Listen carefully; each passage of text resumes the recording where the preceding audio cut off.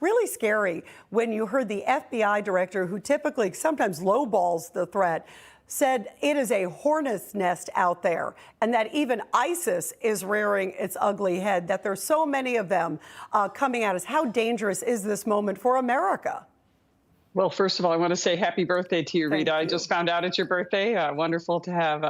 I'm sure you're 30 or 29 again. Is that what it is? 29 again. And I tell again. everybody how great to be with all of you. Thank you, Congresswoman. Thank you. So this is the biggest threat that we're now facing as a nation, created mostly by Joe Biden in reversing all the policies that President Trump put in place, including building the wall, remain in Mexico, the Democrats suing to get rid of Title 42. But I want to, and our Homeland Security chair is great, Congressman Mark Green, who is a West Point graduate. He was an Army Ranger. He's also a medical doctor, really terrific member of Congress, and really gets what's going on here. But we are under siege. It is virtually an invasion coming from everywhere, all across. There are over 100 different nations represented and who's flooding across our border. And what's really scary about it is we have no idea who these people are. We don't have the resources to vet them because there are just so many coming across. And one thing to note, Rita, is we have the northern border. Most of my district is the northern border of New York with Canada. And we have a huge problem there. A lot of our resources were diverted to cover the southern border invasion, and now we're leaving an open northern border. And when you talk about who's on the terror watch list, we have a huge increase in the numbers coming across, but 85%, sorry, did I lose you there for a second? 85% of those people on the terror watch list have come across the northern border. That's how scary this is. Yes, we have to focus on the southern border, and a lot of these dangerous people get through.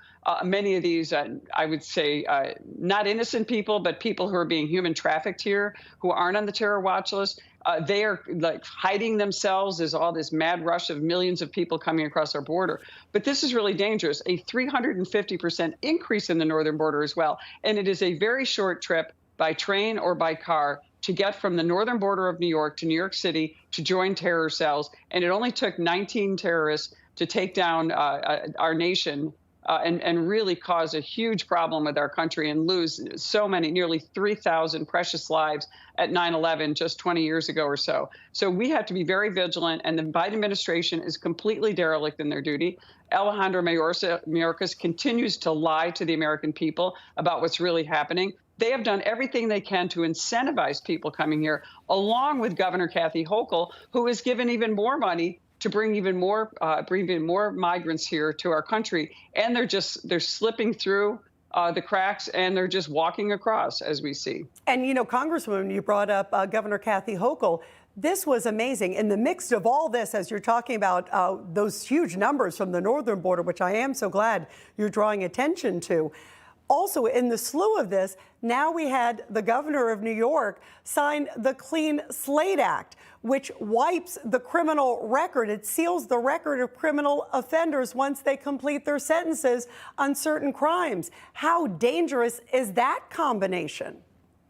This could be one of the more dangerous pro-criminal bills that the governor has signed into law. We obviously have the cashless bail. We have the HALT Act, which makes it impossible for our corrections officers to maintain order in our prisons, which makes it a very dangerous place to be for corrections officers. We continue to have the defund and demoralize police movement. You see Mayor Adams, his solution to the migrant crisis is to cut education and to defund the police again in New York City, which we need. We need more police officers. We need more cadets. We need more recruits. And yet recruitment of police officers, law enforcement, our military, the people that keep us safe, that ensure our security both here and overseas, are at historically low numbers because of the demoralization of these people by Democrats in office, from Joe Biden to Kathy Hochul to AOC to Mayor Adams and all these people down the line. All these Democrats are causing a huge problem with the